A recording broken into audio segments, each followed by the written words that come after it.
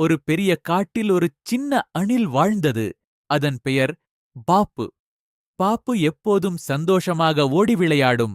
ஒரு நாள் காட்டில் பலமான காற்று வீசியது. மரத்திலிருந்த பறவையின் கூடு கீழே விழுந்தது.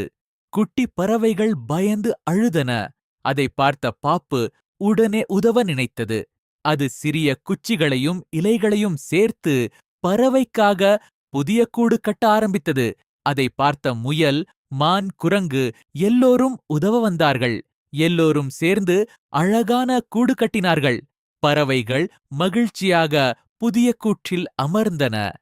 நன்றி நண்பர்களே என்று கீச்சென்று பாடின. பாப்பு மிகவும் மகிழ்ந்தது.